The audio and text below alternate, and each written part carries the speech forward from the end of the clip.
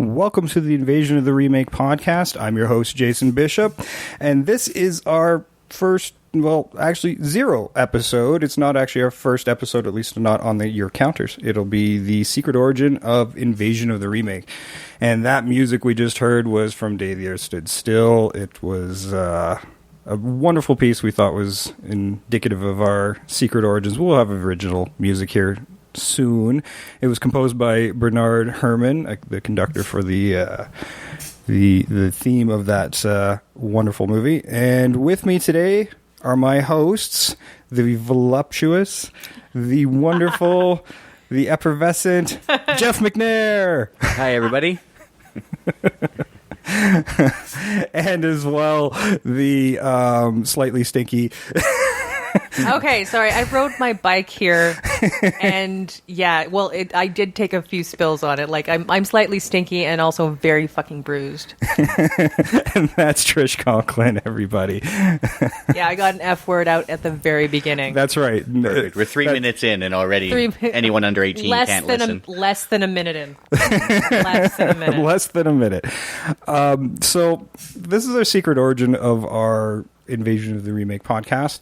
And we just basically wanted to give you an introduction to the show and kind of lay down what we're going to be doing over the next 100, 200, 300 episodes, as long as you guys don't tire of us. Or as long as they don't make remakes. Yeah, when they stop making remakes.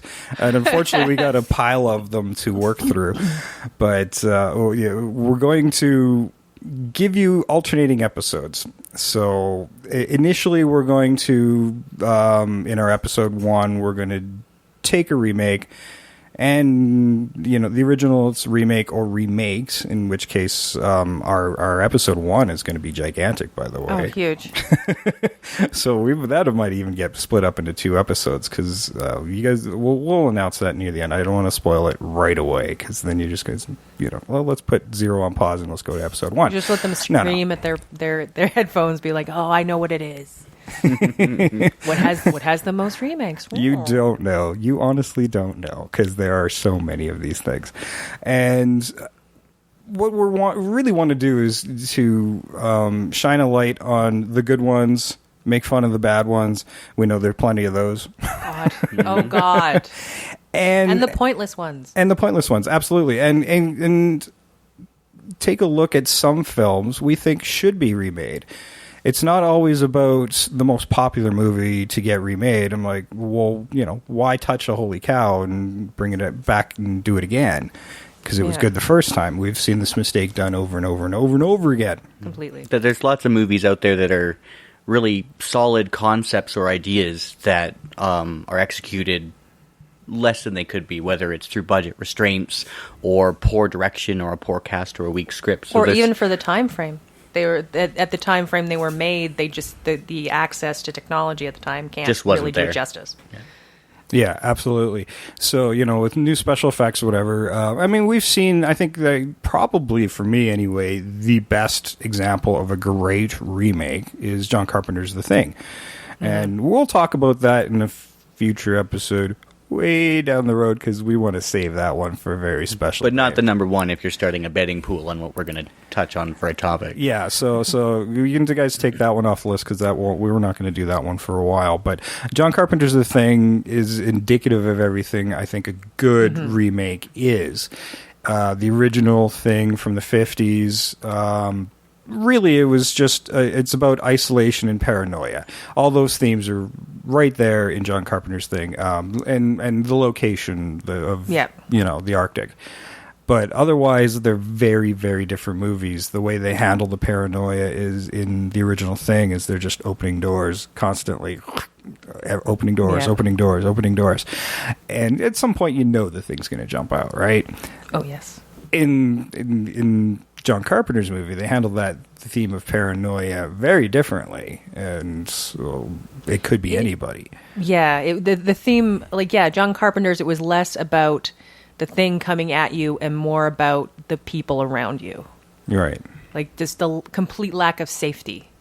in a group where everybody's like, okay, if we split up, we'll die. But in John Carpenter's The Thing, if we stay together, one of us will die. Like, it's a weird... And I think one of the worst remakes would be Friday the 13th, where it's just a clip show of every movie, their best kills from every movie. I want to see something new because I've seen all those. Well, you'll get your chance because they're doing another remake. Yeah, so we'll talk about that one down the road. But do we do it before or after? Yeah, because now we got 2 remakes to deal with, and God knows Texas Chainsaw Massacre. And that's another thing. Horror is really guilty of this remake trend. Well, horror and science fiction always basically remake themselves and constantly try to top with shock and scares and gore in the newer movies, and they're really getting away from what made the original so good with, tension and likable characters and a believable menace. They kind of like push that aside, assuming that all we want to see is someone getting their eye gouged out. And I like a good eye gouge as much as the next guy, but it's nice to see some substance behind it, which they're just getting away from. They're just trying to capitalize on franchises that have already been milked so badly, their udders have dried up and fell off. So, well, yeah, and we've recently had some what I think were not bad remakes of RoboCop and Total Recall. They did try a couple of different things. I don't think Total Recall is very different. They took out Mars, but at the end of the day, it's a very same kind of movie. But at the same time, I felt the audience was just like, meh. Because... Well, it's Colin Farrell's face just makes me think meh every time. Oh, no. It's his, wavering giant eyebrows. He's almost as bad as Clooney for no emotional delivery in any line. But I actually, when I watched the Total Recall remake, I liked the movie. It was entertaining. But it really... reminded me that they took some overlying themes of Total Recall, but then kind of tried to go a Blade Runner route with it, with their crazy dystopian future and the Ghost in the Machine stuff, and they went away from Arnie fighting two-faced aliens on Mars, really away. Yeah. Well, and I think a lot of people were mad because they didn't even bother seeing it. Same with RoboCop. We already have good ones, guys. Yeah. And RoboCop 2? That's your main mistake right there. We've got good ones. Yes, RoboCop 2 would have been the last good RoboCop movie. Yeah, I would agree with that, yeah. Well, it's also it's a constant state where they're like, well, let's look what made money and let's do it again. But just doing something again for the sake of thinking that it's a good idea to do it again is not a good choice. Yeah, it's purely a business decision.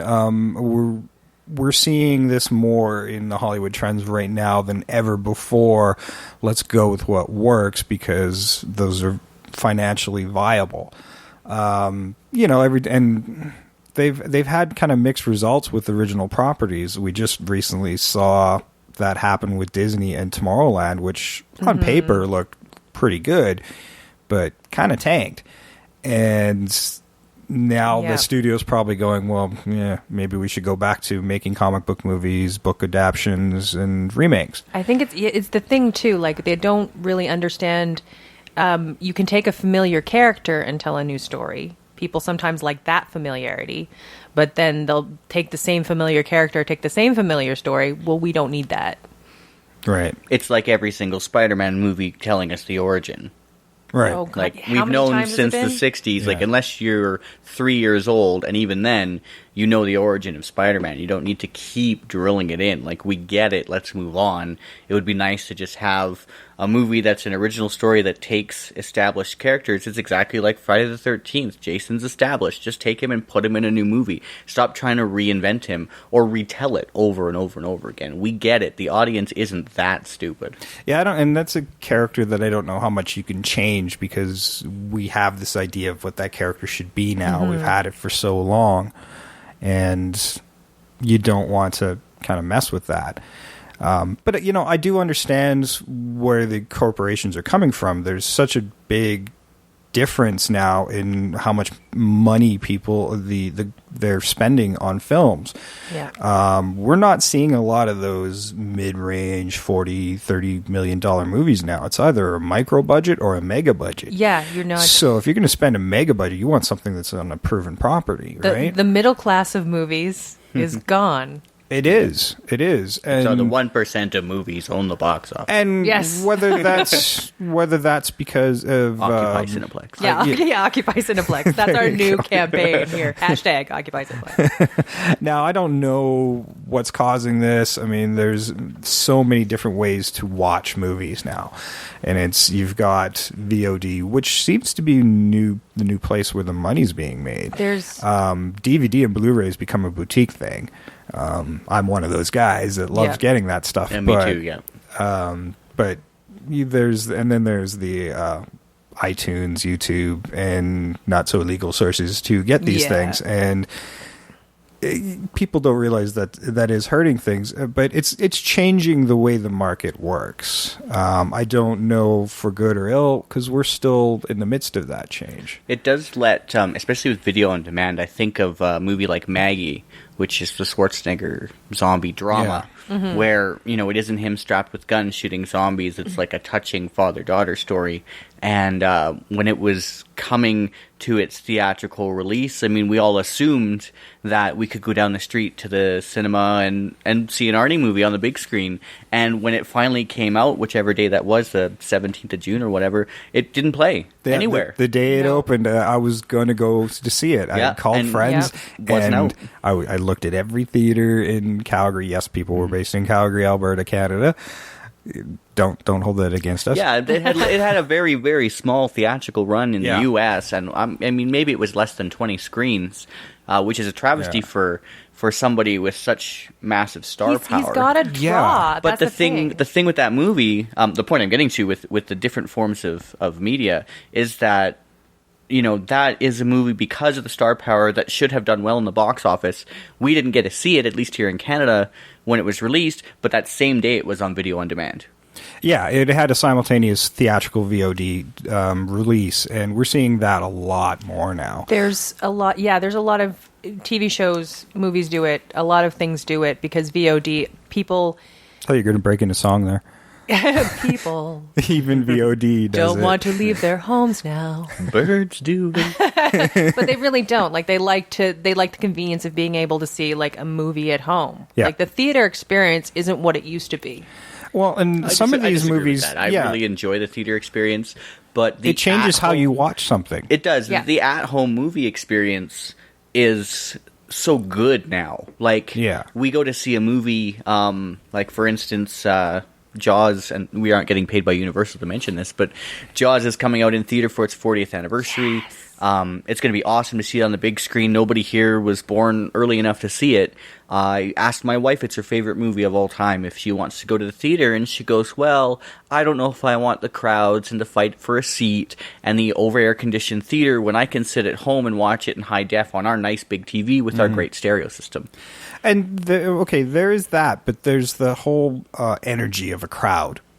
And I think comedies work best in theaters. I kind of abhor most theatrical comedies because it depends for on the very comedy. just different reasons. But It really does depend on I agree does. with that. Like, when we go see a horror movie on opening night, the crowd, like, if you go... I went to see Freddy vs. Jason. We waited 15 years for that movie to happen. Saw it in a small theater in town, in a packed house on opening night, and it was a riot. Like, people were so into the movie.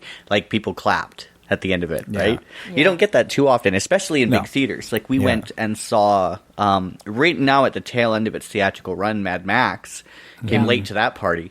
But I came to that one screen, one time. And that was it for showing that movie in all of Calgary. And it was packed. Like, totally packed. But it was people with their cell phones going off and yapping through the movie. And then when it was done, people just got up and filed out. And that was it. There was no enthusiasm. Yeah, that's unfortunate. I did get to watch the Mad Max movies, and then up to Fury Road. I watched them all in order. And I'd never seen the original Mad Max in its entirety. It's a lot different. I gotta It's a say, lot. Yeah. it's a very different animal, but I gotta say, it's even though it's low grindhouse type of budget, it's kind of a perfect movie. They did for what they it did is. a lot. Like the thing is, that's a great thing about it. It's such a bare bones movie. You don't need much. Yeah, And they did the same thing with Fury Road. yeah. Fury There wasn't a Road's- whole lot going on in that I think movie, the closest But- to it in the franchise is Road Warrior. The thing, which is my favorite in the franchise. Mine as the well. only thing I'll say, like with Fury Road, is I loved it. I'll say right away. But when you're talking about like budgets, that they added a bunch of like over the top stuff that wasn't in the original. 'cause Well, they I mean, couldn't you do- think in this world of like, why would you guys build this massive monstrosity Why? for drums and a guitar? Why do you need the guitar that spurts fire? We need the chase music to go along with the chase. It's just so ridiculous. And like Yes. even if we did go post-apocalyptic, 90% of these people are Do you want to know why you crazy keep having to make those to make runs for something like gas? that. Because you build this bullshit. Okay, but we're getting a little off topic Okay, because way off topic. that's not remakes anymore. Let's go into defining what we want to do with the show. People, we have thought this through. We've taken TV off the table. Completely. Sorry, but this is There'll our, be no Miami Vice talk. this on is show. this is except for right Yeah. now. It does count in zero. If you guys want to talk about TV to film, this is the place to True. do it because we're never doing it again. But if we seldom had works. TV on the table, there would Yeah. be the infinity of what we'd have to look at. Out of TV gone to film, the only one that I could say I'd wish I'd see more of is A-Team, honestly. I liked that film. Yeah. It was a good amount of silliness. I need 21 perfect. Jump 21 Street to stop. It almost sounded like Jump Rate because that's how I felt after I watched it. I'm like, just got raped. Okay, I so don't know we if it really- got rape in the first 20 minutes. the first 20 minutes. I don't know if it counts television and movie. Maybe it does, but because of the nature of the television program. But I'm not a TV guy unless it's animated. I don't care. Like Yeah. I don't watch any of the new shows or old shows. It's not interested. But when I was younger, I really loved Tales from the Crypt. And that's like an anthology horror. So it had everything I loved. It had cheesy one-liners. It had a horror element, and it had guest movie stars and guest musicians that were in the show. And it was freaking awesome. I love that show. I would stay up till midnight to watch the doubleheader on Yeah. HBO. Yeah. Back when I was living with my parents and we had television. I don't have television now, but the movie adaptations of that were awesome. Like Demon Knight's probably one of the great. Yeah, right. Oh Demon my Knight. god, one of my favorite movies. Yeah. I Love feel it. like we're going to start another show. We'll start or another something show else. about Yeah, It'll just about Tales from the yeah, Crypt. just about Tales. We'll analyze every episode. We will do that. Yeah, We can but, do this. We could combine that with like that Twilight for Zone. me was like, and I don't know if it counts because it's not like an overall story arc like a television program is, like 21 Jump Street, where it's like you have 5 seasons of Johnny Depp doing whatever it was he did in that show, and then having Jonah Hill take over. But with that one, it was really just a longer episode, but it worked so well in the theater, and the soundtrack and Billy Zane and everything was so good in the Now, movie. So. there might be occasionally an exception to this rule because I really want to do Twilight Zone the movie and go back to the yes. episodes that they did. They essentially were just remaking those short those 3 episodes. Yeah. And so I'd like to do that one, but that might be a rare exception. I think that one, and I think there was one unique sequence in there. Yeah, but I think the Twilight Zone the movie, it's one that I think you could do something with it. It could be kind of a remake, but it could also be a whole animal. Like it could be a It wouldn't need to be a Yeah. remake unless You wouldn't you're need to basing do it it. on previous episodes, right? Because there's so much content. Like, what is that show? 185 episodes or something like that. Yeah, I mean, it's that's a a lot ton. of It's a ton. content It's a to lot draw of from, content. right? Yeah, so I wouldn't mind watching those like 3 episodes that they did and then redid. And Yeah. I already I have them all on Blu-ray, guys. So we'll make Awesome. that night happen. Yeah, because Nice. I honestly I already know which I'm going to prefer. I love those old black and whites. So. They're so amazing. Yeah, they're really good. I never did try. Speaking of television remakes, did anybody ever watch the series that they did after? I think it was late '80s. Oh, Did the they- Night Gallery? No, Oh, no, there was an Twilight 80 Zone. Oh, Night Gallery was before. It was a 1 season, wasn't it? Yeah, 1 or 2 No. 85. It was like two or three. 2 or 3. It was, yeah, but I watched the 80s ones. They're different. The feel of them is kind of completely different. Is it more like the Ray Bradbury mysteries? Where No, it's sci-fi? kind of more commercial. Yeah, it's more Bradbury-esque. There's not as many twist endings as there were before. And no Rod Serling, of course. No Rod Serling. Yeah, it doesn't really... And there's no... With Rod Serling, there was like always that undercurrent where there was like... Some of these, there was like a lesson to be learned, or there was something to be like, be careful what you wish for. In those 80s ones, that was... It was just, here's some horrible shit that's happening to people, have a nice day. It wasn't... Basically, yes. A moralistic tale like every single Twilight Zone episode had something to say. Yeah, I felt that 80s About series society, was and it didn't. really Series didn't. missing something, and I think you kind of nailed it there. I think a show that kind of got it, it didn't last very long, but Spielberg's Amazing Stories was great. And I think that would be something I'd like to see come around again. Yeah, you could do that. That was really short-lived. Yeah. A lot of them were very Twilight Zone-esque. Like, there was some that actually reminded me of other stories, like the Amazing Stories with the train coming through town or whatever, and it's like a ghost train. I mean, that's been done 100 times. Oh, I remember that longer one that had the World War II airplane and the wheel landing gear hadn't come out, and the guy in the underbelly gunner turret there. And it's done. He knew he was going to die in this landing, and so he was just drawing on a sketch pad, and then it lands on these animated wheels. Mm-hmm. Yeah. Well, and then that one I watched it because you told me about it, and I watched it, and it's not. It's also like written very well. Like the situation. Sometimes they'll have like that narrative, like get out of jail free card, and this one they didn't. They like it made sense as to why they couldn't, like why they had to land with no wheels, but this guy was going to die. Okay, so we basically said we're not going to cover TV in this show. That's it. So that's about it. That's but us doing it. That said, I wouldn't mind them taking something like Amazing Stories or Twilight Zone and doing another anthology movie. That's kind of an art that's lost as well as the anthology movie. The portmanteau. But this is Invasion of the Remake. Yes. So I want to know what your favorite remakes are. Jeff? Excluding The Thing, which we're all going to say. Yeah, excluding The Thing. We know that one. I'm going to just pick stuff just in recent memory, because there's a ton of remakes that are actually incredibly good movies that are better than their predecessor, but we won't touch on those. But for recent stuff, you were saying that horror movies are very guilty of remaking themselves. I really, really enjoyed the Carrie remake. And a lot of people disagree with that, but I thought that... what's her name? Julianne Moore?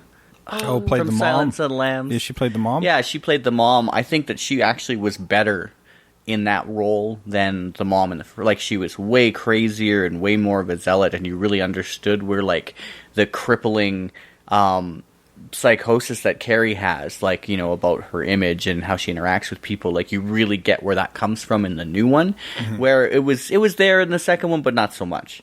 And again, talking about like the time that things come out, where they had a budget now, so when she does go crazy, she can do a lot more, like, you know, fly around, and things get a little more destructive than they could doing practical effects. As far as the girl who played Carrie, who's Hit Girl in the Kick-Ass movies.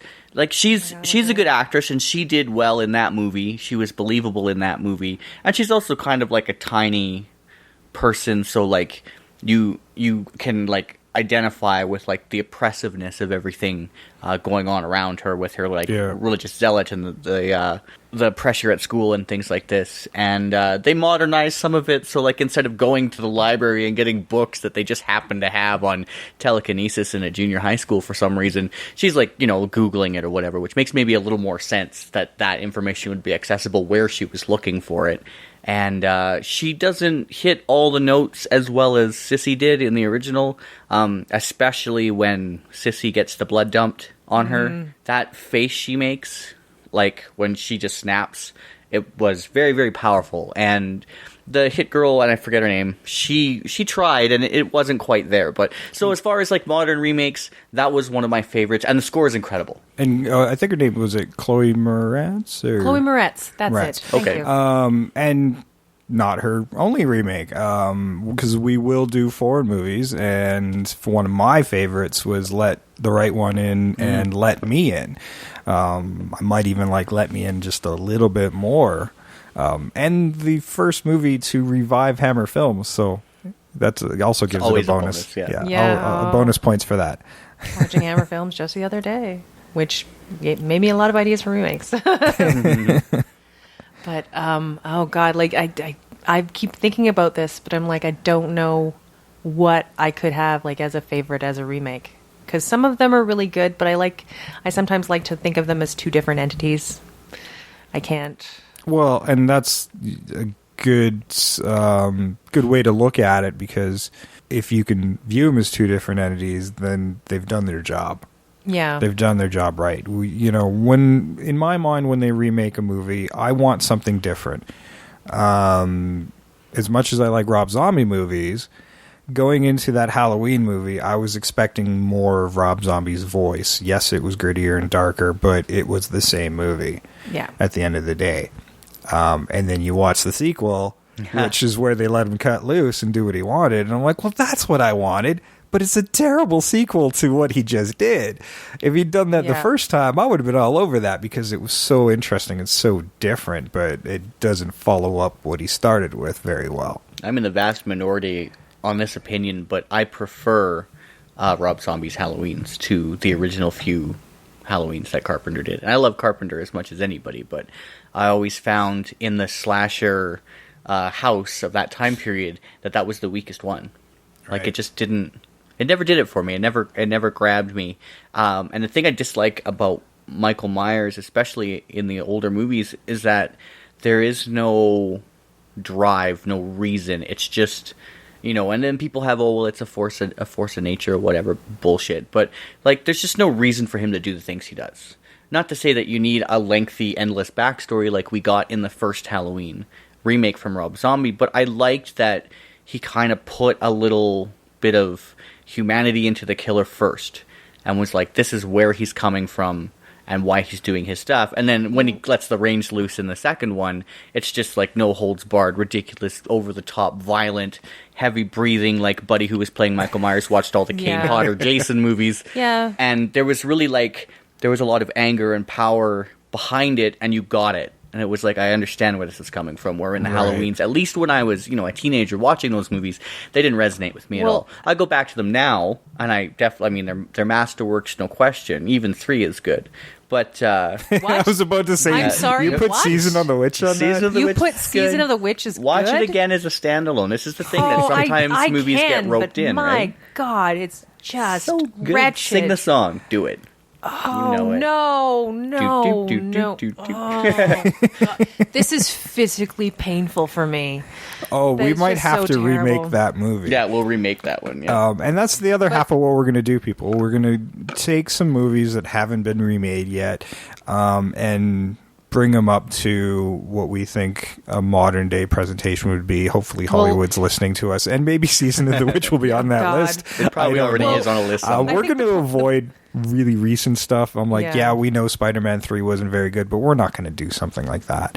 We're going to look at different, more older movies that had some nuggets of some really good ideas and maybe not found the audience the first time, and then see how we could change it and make it a little more friendly for today's audience, and update it, more accessible and more relevant.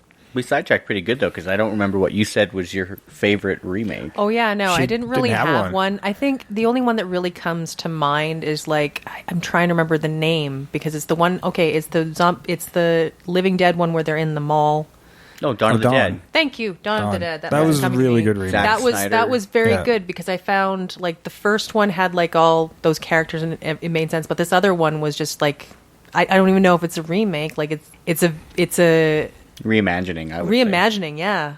So I don't know if it qualifies. And that is something that's a bit of a gray area we've discussed, where, was RoboCop's a reimagining or a remake? Because they are very different, and it might be a gray area, and if you guys have an issue with it, well, tough, we're going to do it anyway. Well, we had the one things we were discussing as well, there's the thematical ones, where it's like a remake, but it's done differently. Like, say you have something that might have been a Japanese samurai movie, but then it's redone like as a Western.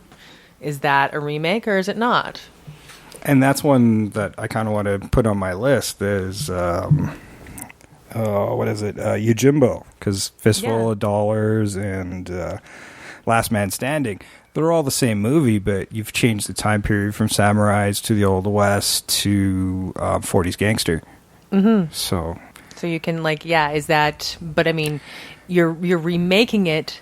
But are you reimagining it? How much difference are we allowing for? Yeah, and I think that's essentially the same thing. It's like taking Shakespeare, Romeo and Juliet would be a good example, and then just giving everybody guns. Taming of the Shrew, 10 Things I Hate About You. 10 Things I Hate About You. 10 Things I Hate About You, yeah. I mean, and all these are based off a literary work, and they're just adapting them to a different setting. Not going to say those are remakes per se, but especially when I'll go back to Yojimbo, they all really do watch the same at the end of the day. If the story has the same exact beats, maybe that could constitute a remake. I like how they dance around remakes now, where they say, "No, we're going back." If it was based on a book, they're like, "No, this is us adapting the book," and then I just stare at that statement in the paper or whatever, and I'm like, what do you think they were doing the first time? Yes. Oh my God, yes.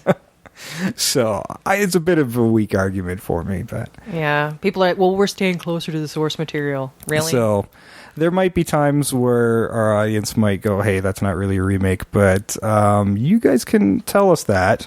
In our discussions, we'll go through all the beats as to why it is. And then, I don't know, that's what we have to do. We have to make our case. This is why it's a remake, because it hits all those notes. Exactly. Sorry, guys, I'm looking something up here. You're loading something up? Well, no, not loading something up. I've already forgotten how people can get a hold of us, so I'm just looking for...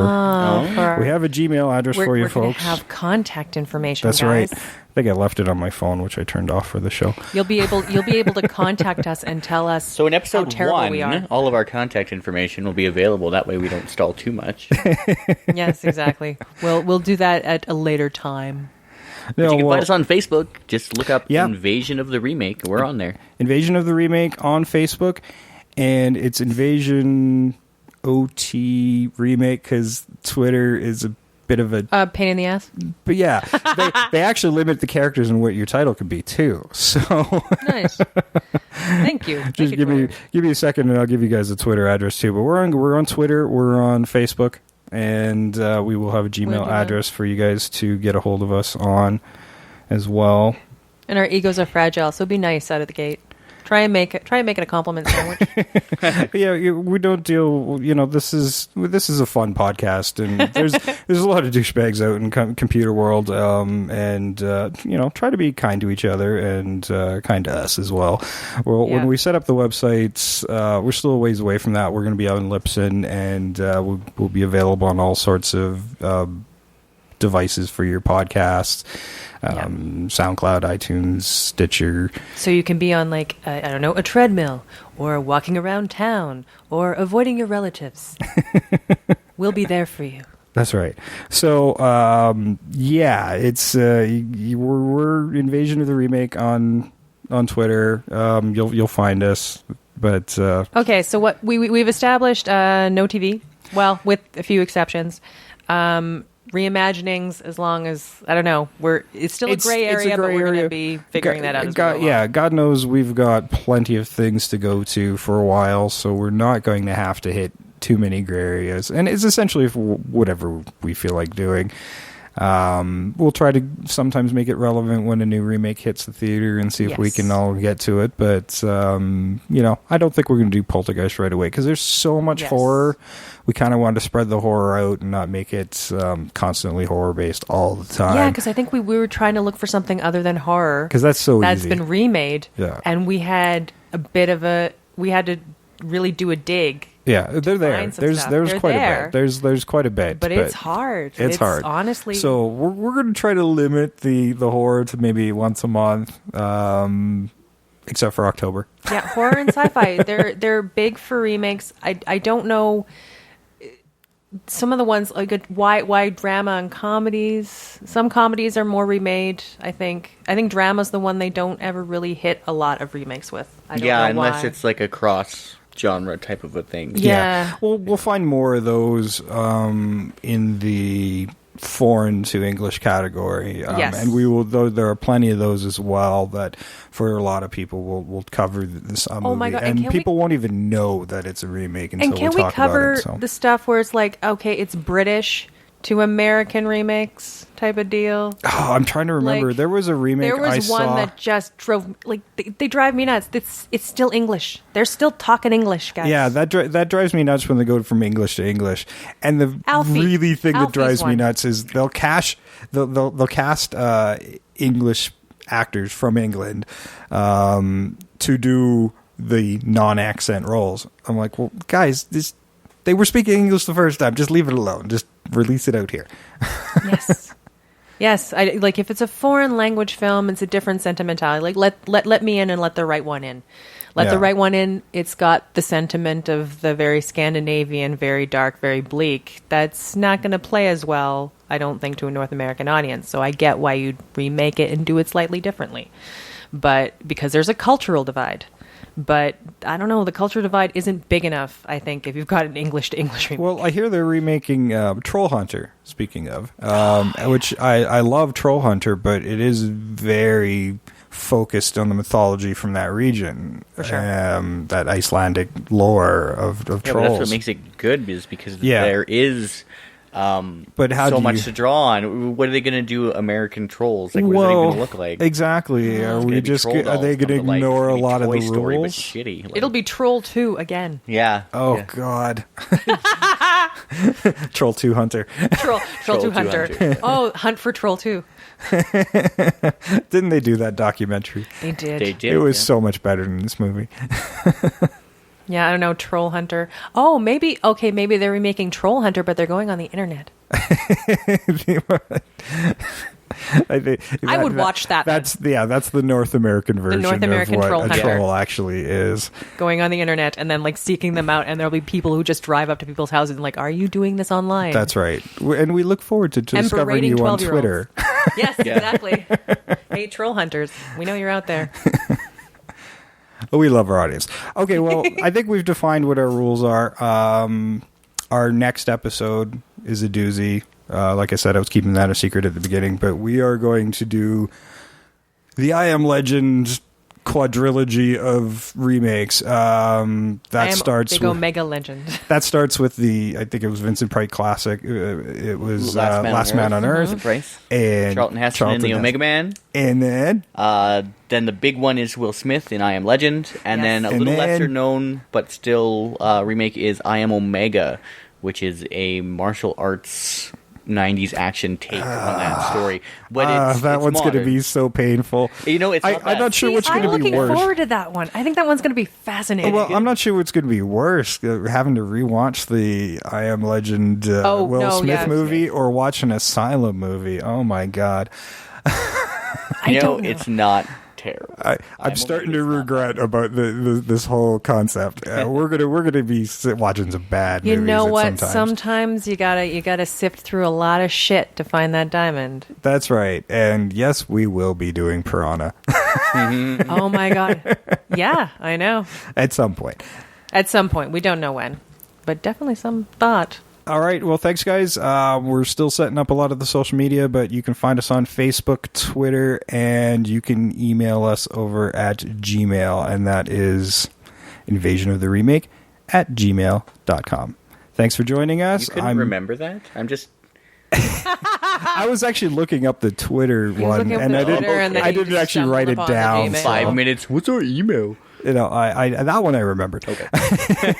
It's all one word. So you can email your comments to our Gmail accounts or Twitter, and if we like it, we might even talk about it a little bit on the air, mention your names, and of course, if we miss something or whatever, we'll Take a look at We'll it. take a look at it and talk about that as well. So thanks for joining us. I'm Jason. I'm Jeff. I'm Trish. We're out of here. Thanks, guys. Bye.